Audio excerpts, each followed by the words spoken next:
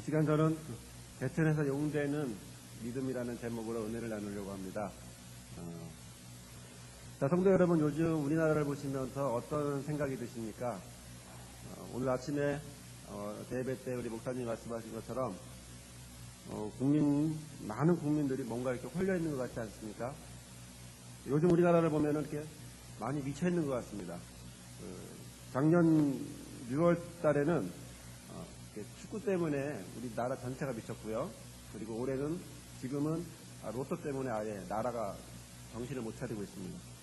근데 축구는 월드컵은 4강까지 올라갔으니까 민족적인 자긍심이 있는 거니까 미쳐도 좋은 거 아니겠어요?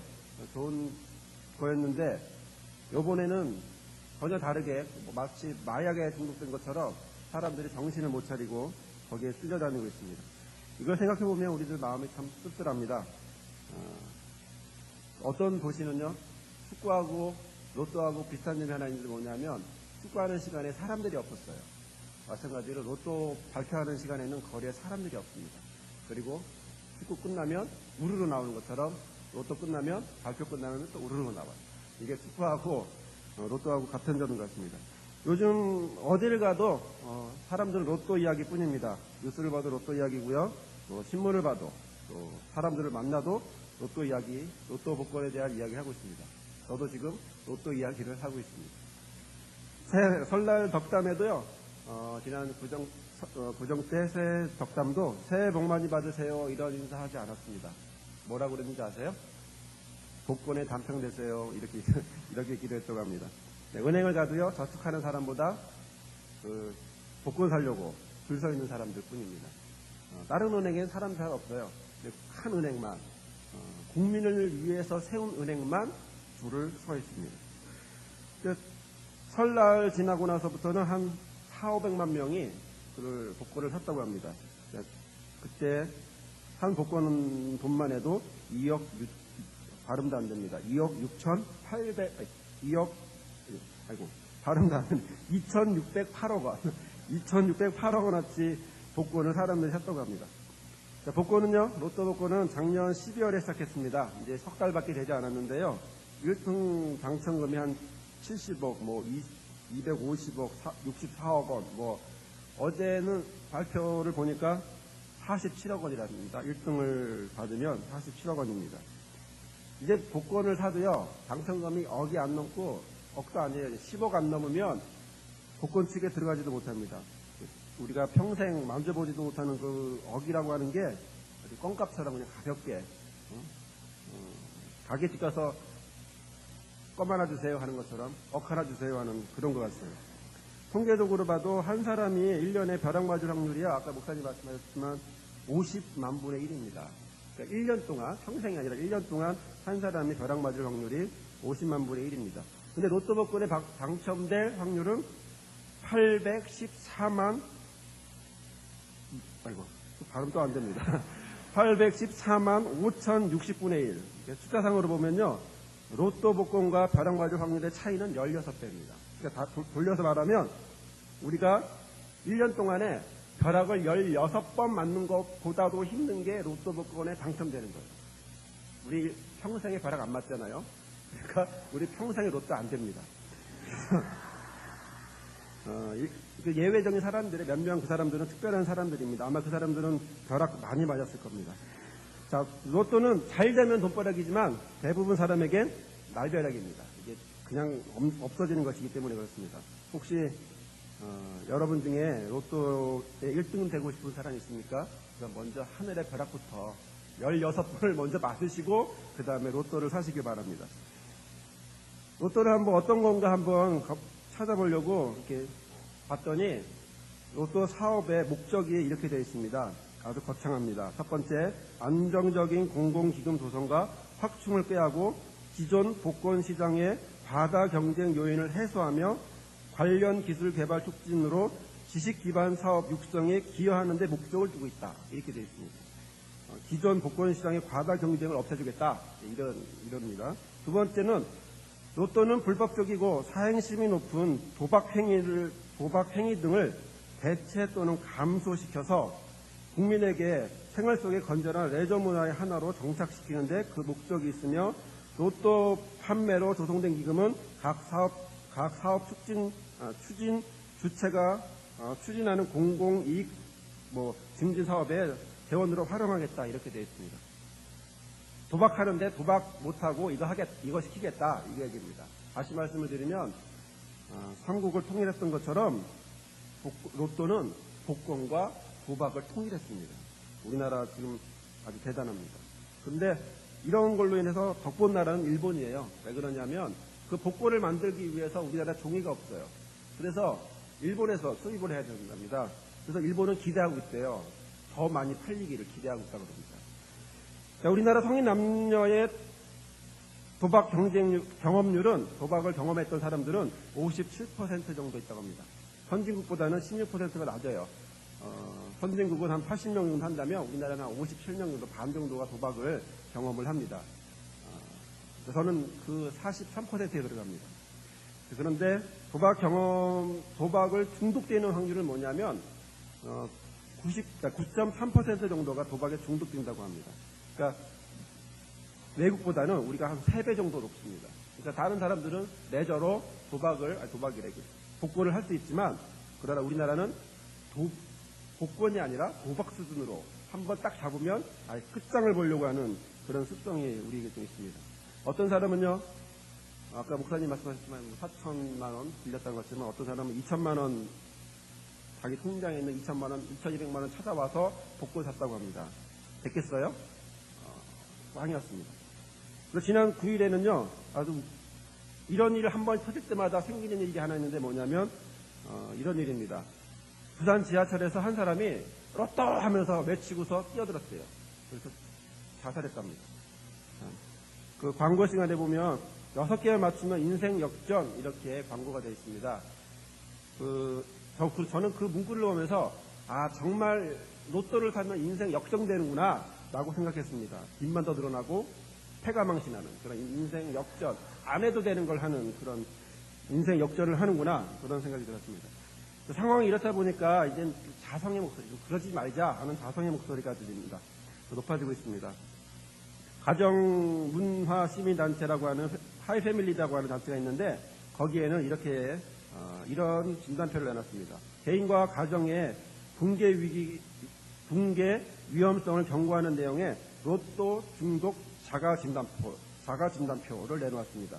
20가지 항목이 있는데 그중에 14가지 정도가 거기에 해당된다면 대박을 이루기 전에 먼저 가정이 파괴될 거라고 하는 그런 진단표입니다. 그 진단표에 보면 몇 가지가 있는데 그중에 한 3가지 정도 말씀드리겠습니다. 숫자만 보면 나도 모르게 6자리 조합을 하고 있다. 숫자 딱 보면 6개 조합하고 있는 거죠. 또 복권 기표를 늘 몸에 지니고 다닌다. 주머니에 지니고 다닌다. 복권 생각 때문에 가족들하고 얘기하고 할 시간이 없다. 이것이 이제 자가진단표 중에 한 3가지 정도입니다. 혹시 여러분 중에 지금 그 복권이 주머니에 있습니까? 아마 한 분도 없을 줄 믿습니다. 어제 발표했기 때문에 지금은 아무도 없을 거예요. 아마 내일 다시 시작할 겁니다. 그 기독교 윤리 실천운동에서는요, 이 로또 복권을 전면 폐지할 것을 요청합니다. 전 국민을 한탕주의와 그다음에 자살하는 사람까지도 몰아넣는 이 도박판, 이 법적 근거도 없는 악한 정책에 대해서 비판을 하고 있습니다. 더 이상 로또는 심심풀이 레저의 것이 아니라 2,000원이나 10,000원을 투자하고서 수백억 원의 주인공이 되게 하려고 하는 현혹시키는 부도수표이고 집단 최면죄라고 그렇게 주장합니다. 그래서 지금 우리나라를 보면 지금 나라가 허락을 하고 한 은행이 한 통속이 돼서 국민들을 좀 죽여가고 이렇게 목을 쪼아가고 있는 것 같습니다. 또 그러지 말아야 할 정부가 국민들을 살고 싶어하는 마음마저도 아예 짓밟아버리는 그런 모습을 갖고 있습니다. 부자들은 로또 사지 않습니다. 가난한 사람만 로또를 사기 때문에 그렇습니다. 더욱이 사람들을 타락하게 하고 다시 일어날 수 없도록 심각한 범죄를 짓도록 하는 거죠. 가정이 파괴되고 자살하고 그리고 일어날 의욕조차 없게 만드는 이러한 모습을 갖게 하는 것이 로또입니다. 그래서 저는 왜 이름을 로또라고 줬을까라고 생각해 봤어요. 이건 제 생각입니다. 이제 마음에 안 드는 건데요. 옛날에는 주택복권 있었죠. 그 다음에 그 주택복권은 복권 사면 뭐 하라는 거죠? 집 사라. 그래서 주택복권이었어요. 올림픽 복권은 올림픽 하기 위해 쓴다 해서 올림픽 복권이었고요. 로또 복권은 한 번 하고 또 해라 그래서 로또 복권이었어요. 근데 로또 복권은 무슨 말이냐면 로라고 하는 말이 히브리 말로 나시라고 하는 부정말입니다. 하면 안 되는 복권이 로또 복권이에요. 또 하지 마라. 이런 뜻을 갖고 있는 것 같아요. 물론 국민은행은 그렇게 얘기하지 않겠지만 저는 그렇게 생각을 해봤어요. 자, 왜 이렇게 많은 사람들이, 수많은 사람들이 이 도박에 빠져드는 것일까요? TV에서 보면 어떤 사람은요, 죽을 때까지는 하겠다고. 아주 대단한 사람입니다. 죽을 때까지 하겠다고 하는 사람이 있습니다. 뻔히 안 되는 줄 알면서, 노래도 있죠? 안 되는 줄 알면서 왜 그랬을까 하는 그런 노래처럼 막 열심히 아주 끝까지 합니다. 이것도 우리가 믿음이라고 할 수 있을지 궁금합니다. 그러나 이것은 절대 믿음이 아닙니다. 그것은 사람의 마음에, 우리의 마음에 악함이 가득하기 때문입니다. 창세기 6장 5절에서 보면 하나님은 사람의 제약이 세상에 가득 차고 마음에 생각하는 모든 계획이 언제나 악한 것 뿐이다라고 하셨습니다. 성경은 우리가 이것을 욕심이라고 이야기합니다. 또 영어 성경을 보면 욕심이라는 것을 evil desire라고 하는데 이것은 욕심이라고 하는 것은 선한 것을 바란다라는 것이 아니라 악한 생각을 하는, 욕심은 악한 것이라는 그런 이야기를 표현해주고 있는 것입니다. 악한 것을 원하는 것에 그런 마음을 갖고 있다는 것입니다. 사람은 이런 악한 욕심으로 채워져 있습니다. 그래서 야고보서에는 우리가 잘 알고 있는 말씀입니다만 오직 각 사람이 시험을 받은 것은 자기 욕심에 끌려 미혹됨이니 욕심이 잉태한 즉 죄를 낳고 죄가 장성한 즉 사망을 낳느니라. 이렇게 말씀을 합니다.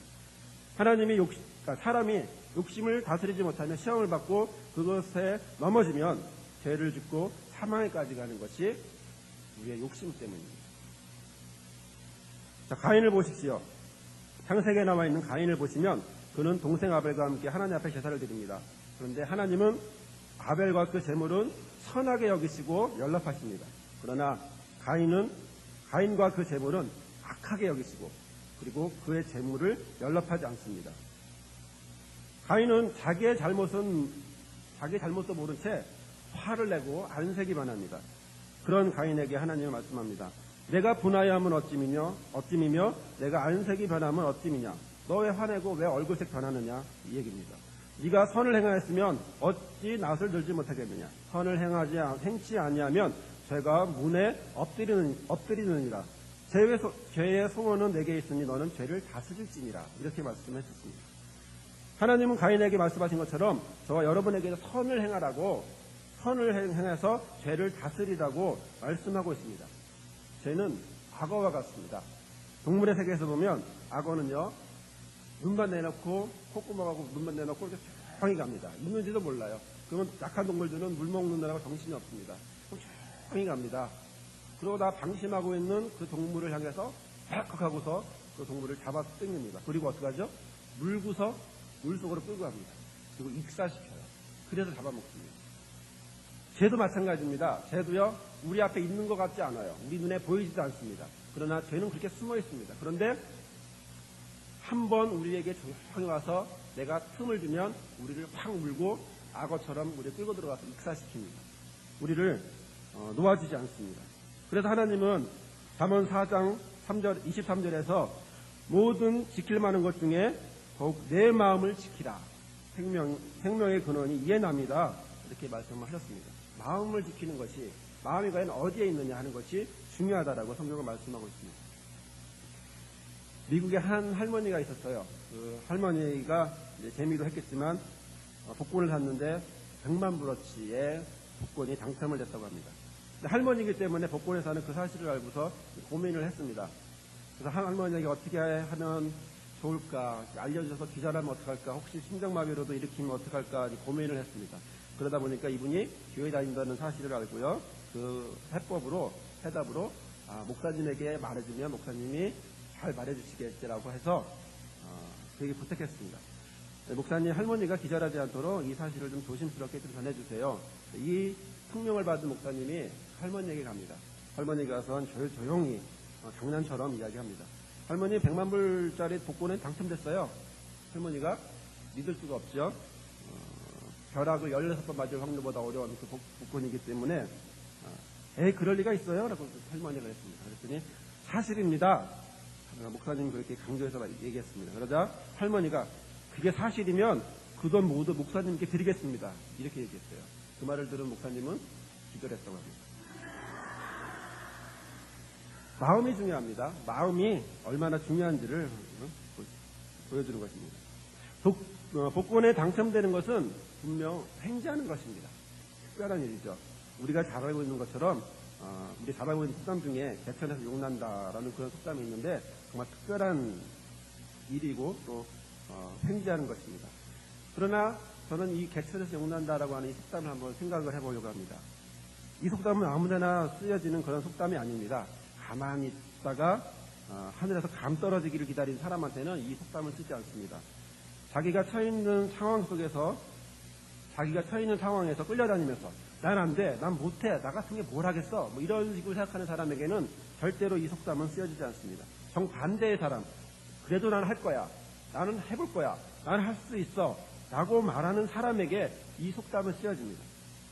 그것을 이겨내기 위해서, 어려운 상황을 이겨내기 위해서 이를 악물고 최선을 다하는 사람, 이런 사람에게 그런 사람에게 이 속담은 쓰여집니다. 그런 사람을 향해서 우리는 개천에서 용났다 이렇게 표현을 하죠. 그러나 저는 이제 이 속담을 생각하면서 말을 좀 바꿨으면 좋겠습니다. 개천에서 용나는 것이 아니라 개천에 있음에도 불구하고 용되었다 이렇게 한번 표현을 바꿨으면 좋겠습니다. 왜냐하면 우리 주변에는 개천에서 용이 된 사람들이 아주 많기 때문에 그래요. 잘 찾아볼 수 없을지 몰라도 우리가 익히 들어본 사람 중에는 그런 분들이 많습니다. 어려움 속에서도 공부하고 싶어서 시골에서 그 속된 말로 깡촌이라고 하는 그런 곳에서 전기불도 안 들어오는 그런 곳에서 지게를 지면서 공부하고 싶어서 애썼던 그런 사람들, 또 그런 사람들의 기도를 들어주시고 하나님이 그들을 성공시켜 주셨던 그런 이야기를 우리는 간증을 통해서 많이 듣습니다. 황수관 박사가 그렇습니다. 황수관 박사 여러분 다 아시겠지만 그분 고향이 여기 경주 안강이더라고요. 일본에서 태어났지만 젊은 시절 여기서 지내고 학교는 저기 포항 가서 14km나 되는 거리를 매일 새벽 4시 일어나서 뛰어다니면서 공부했다고 합니다. 갈 때는 해가 있기 때문에 새벽 4시 해 뜨는 걸 보면서 가고요. 또 올 때는 해 지니까 해 지는 걸 보면서 갔답니다. 그러니까 한 반년 지나니까 얼굴에 기미가 이렇게 꼈다고 그렇게 간증하는 걸 들은 적이 있습니다. 유태영 박사님도 그랬고요. 또 제가 대학원을 졸업한 한신대 총장님인 오영섭 박사님도 그런 분입니다. 개천에서 용된 사람들입니다. 성도 여러분, 이렇게 언뜻 생각해봐도 우리 주변에는 그런 훌륭한 사람들이 개천에서 용된 사람들이 많이 있습니다. 그런데 그러면 우리 주변에만 있을까요? 성경에는 그런 사람들이 없을까요? 성경에도 이런 훌륭한 사람들이 많이 나옵니다. 예를 들어 요셉이 있습니다. 요셉은 이집트의 노예로 팔려간 사람입니다. 노예는 노예일 뿐이죠. 일어날 수 없는 상황입니다. 그러나 그것을 하나님이 함께 하시니까 하나님은 나중에 어떻게 합니까? 그를 이집트의 국무총리로 만드십니다. 다윗이라는 사람이 있습니다. 그는 베들레헴이라고 하는 작은 마을에서 한낮 양치는 목동에 불과했습니다. 그러나 하나님은 그를 불러서 이스라엘의 왕으로 삼으셨습니다. 그냥 딱 옮긴 것이 아니라 그 왕되는 기간 동안에 온갖 고생은 다 하지만 그러나 결과적으로는 위대한 신앙의 위인으로 만든 걸 볼 수 있습니다. 성경에도 이 외에도 많은 사람들이 있습니다. 성경의 공통적인 특징 중에 하나는 뭐냐면 이런 사람들은 하나님이 함께한다라는 것입니다. 하나님은 그들을 마치 우리 속담처럼 개천에서 용되게 우리 하나님은 그들을 세워주셨습니다. 그러면 성경에서 가장 개천에서 용된 사람은 과연 누굴까요? 여러분들은 누구라고 생각하십니까? 가장 개천에서 용된 분, 가장 낮은 곳에서 가장 높은 곳으로 올라가신 분, 바로 그분은 우리 예수님이십니다. 왜냐하면 예수님은 가장 낮은 이 땅에서 가장 높은 곳, 어디죠? 하나님의 보좌 우편까지. 하나님의 보좌 우편보다 더 높은 곳이 어디 있습니까? 가장 높은 곳까지 올라가신 분이 바로 우리 예수님이기 때문에 그렇습니다. 우리가 아까 읽었던 본문의 말씀은 우리가 잘 알고 있는 말씀입니다. 주로 성탄절에 성국으로 많이 보았던 말씀입니다. 동방박사가 큰 별을 보고 예루살렘에서 왔습니다. 그리고 헤롯 왕에게 물어봅니다. 유대인의 왕이 났다는데 어디 계십니까? 자, 그 말을 들은 유대인, 우리가 그의 별을 보고 그에게 경배하러 왔습니다. 이렇게 얘기했습니다. 그러자 유대인 헤롯 왕과 예루살렘 사람들은 크게 당황합니다. 그리고 헤롯 왕은 성경을 잘 아는 사람들, 대제사장과 율법학자들, 서기관들을 불러다가 물어봅니다. 성경에는 그리스도가 어디서 태어난다고 하시느냐? 이렇게 물어봤어요. 네, 유대 베들레헴이라는 곳에서 태어난다고 합니다. 성경에는 이렇게 기록되어 있습니다. 또 유대 땅 베들레헴아, 너는 유대 고을 중에 가장 작지 아니하도다. 내게서 한 다스리는 자가 나와서 내 백성 이스라엘의 목자가 되리라 하셨습니다. 예수님이 태어난 곳이 어디입니까? 베들레헴이라고 하는 곳입니다. 저는 이 6절의 말씀을 한번 주의 깊게 보려고 하는데요. 이 6절의 말씀은 미가서 5장 2절에 있는 예언의 말씀을 옮긴 말씀입니다. 유대 땅 베들레헴아, 너는 유대 고을 중에 가장 작지 아니하도다. 이 이야기는 뭐냐면 너는 가장 작은데 실제로 가장 작은 땅인데 그러나 작은 땅이 아니야. 이렇게 얘기하는 겁니다. 왜냐하면 그 땅은 유대 안에서도 가장 시골 같은 아주 조그만한 마을입니다. 그런 마을인데도 하나님은 그 땅을 주목하시고 거기서 이스라엘의 구세주 목자가 태어날 것이기 때문에 그 땅은 땅덩어리 자체는 작지만 그러나 그 땅은 하나님 앞에서는 큰 땅이다. 작은 땅이 아니다. 라고 말씀을 하고 있는 것입니다. 우리 예수님은 원래 하나님과 본체십니다. 하나님과 같으신 분입니다. 그러나 하나님과 동등됨을 취하지 아니하시고 우리 가운데 우리의 가장 낮은 이 땅에 오셨습니다. 그것도 이스라엘의 목자로 가장 높은 곳에서 가장 낮은 자리를 오셨습니다.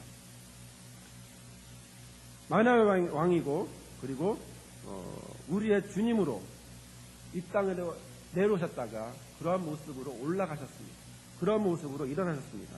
예수님은 가장 높은 곳에서 가장 낮은 곳으로 오셨다가 다시 가장 높은 곳으로 올라가셨습니다. 마치 물에 빠진 사람처럼 물에 빠진 사람을 건져내기 위해서 물속으로 뛰어든 것처럼 그렇게 우리 예수님은 이 땅으로 오셨습니다. 혹시 여러분 중에 물에 빠져보신 적이 있는지 모르겠습니다. 저는 대학 1학년 때 물에 빠져본 적이 있습니다. 그때 물에 빠져서 허우적허우적대고 있는데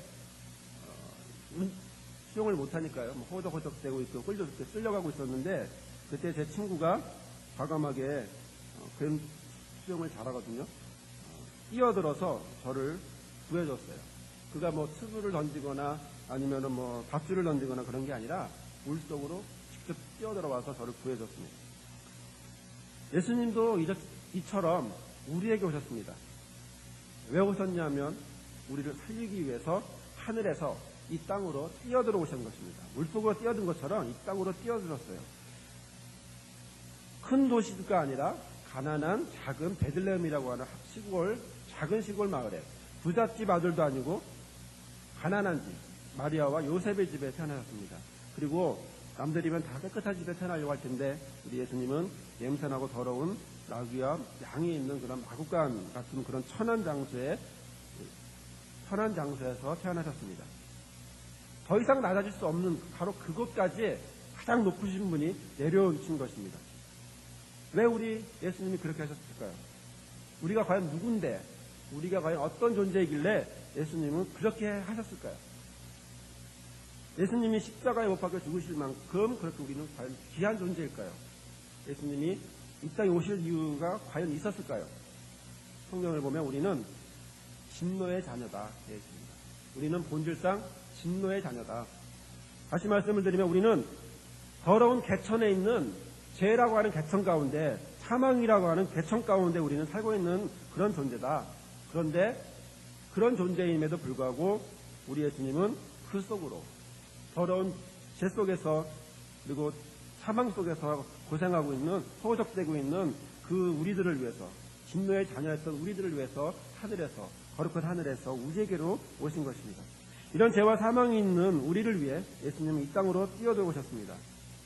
그래서 우리는 죄가 아니라 용서의 자리로, 그리고 사망이 아니라 하나님이 주시는 생명의 자리로 우리를, 예수님이 십자가를 지심으로 우리를 옮겨놓으셨습니다. 원래는 더러운 데 있어야 되겠다, 더러운 곳에 있고 계속 그곳에 살 수밖에 없지만, 이미 죽었지만 그러나 하나님이, 예수님이 이 땅에 오심으로 우리를 저를 구해준 친구처럼 끄집어내서 옮겨놓으셨다라는 그런 말씀입니다.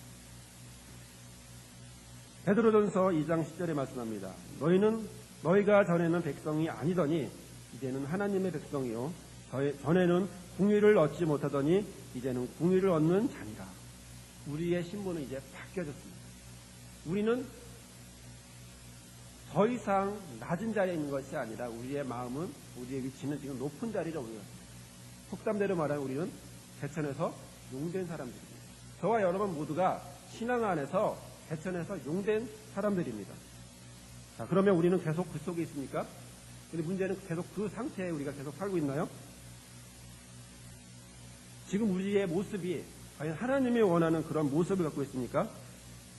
우리의 높은, 하나님이 원하시는 그런 거룩한 높은 뜻에 우리가 지금 깨끗한 자리에 우리는 계속 있습니까? 우리는 그렇지 않습니다. 지금 우리의 모습을 보면 예수님의 십자가의 은혜로 죄와 사망에서 생명으로 건져졌지만 아직도 우리들은 아둥바둥하고 살아가고 있습니다. 우리는 어리석고 또 우둔하기 때문에 하나님의 뜻을 제대로 알지 못한 채 그대로 살아가고 있는 모습이 지금 우리의 모습입니다. 성도 여러분, 지금 우리가 이것을 알고 있다면, 우리가 이것을 하나님 앞에 고백한다면, 우리가 어리석고 우둔하다는 사실을, 하나님의 뜻을 잘 감당하고 있지 못하다는 사실을, 우리의 신분은 사망에서 생명을 옮겨졌지만 우리의 하는 짓은 아직까지도 똑같다라는 사실을 우리가 고백한다면 하나님은 우리를 구원하시고 우리를 높여주실 것입니다. 시편 116편 6절에 이렇게 말씀합니다. 여호와께서는 어리석은 자를 보존하시나니 내가 낮을 때부터 내가 낮게 될 때에 나를 구원하셨도다. 나는 어리석습니다. 그러나 지금 나는 낮은 곳에 있습니다. 하나님, 그럼 나를 구원해 주십시오. 그렇게 기도할 때에, 그렇게 고백할 때에 하나님은 들어주신다는 것입니다. 지금 우리에게 필요한 것은 돈벼락이 아닙니다. 지금 우리에게 필요한 것은, 그리고 우리에게 하나님이 원하시는 것은 우리 자신이 지금 낮은 곳에 있다는 사실을, 우리는 어리석은 자라고 하는 사실을, 그리고 우리는 우둔한 사람이라고 하는 사실을 우리 하나님은 깨닫기를 원하십니다. 저와 여러분이 있는 이곳이 바로 낮은 곳이라는 것을 깨닫기를 우리 하나님은 원하고 계십니다. 바로 이러한 모든 것들이, 이러한 생각이 우리의 마음속에 깨달을 때 우리 하나님은 구원해 주신다라고 말씀하고 있습니다. 우리는 낮은 이곳에서 높은 하나님의 품으로 우리를 옮겨주시겠다고 하나님은 약속하고 있는 것입니다. 성도 여러분, 이것을 위해서 우리는 기도해야 합니다. 우리가 낮은 곳에 있지만, 그러나 우리를 그것을 깨닫고, 우리가 어리석지만 우리를 그것을 깨닫게 하여 주십시오. 그리고 내가 지금 이 자리에 있지만, 그러나 나의 것은 이미 과거의 것으로 지나갔고 저는 다시 하나님의 것으로 되었사오니 지금부터 나의 모든 모습은 낮은 자의 모습이 아니라 하나님이 원하는 높은 자의 모습으로, 하나님이 기뻐하시는 그러한 모습으로 살아가게 해달라고 기도하시기를 바랍니다. 하늘의 뜻이 이미 하늘에 이루어졌습니다. 하나님의 뜻은 이미 하늘에 있습니다. 그 뜻을 하나님은 이 땅에도 이루어지길 원합니다. 우리를 하나님은 높여주시기를 원합니다. 우리 함께 기도하도록 하겠습니다. 우리 함께 기도하실 때에, 하나님, 저는 지금 낮은 모습을 갖고 있습니다. 그러나 하나님, 우리는 하나님의 뜻 가운데서 하나님이 원하시는 높은 곳으로 우린 가고 싶습니다. 우리를 인도해 주시고 우리의 모든 것들을, 우리의 삶 모든 것들을 인도해 주십시오 하고 우리 함께 이 시간 기도하도록 하겠습니다.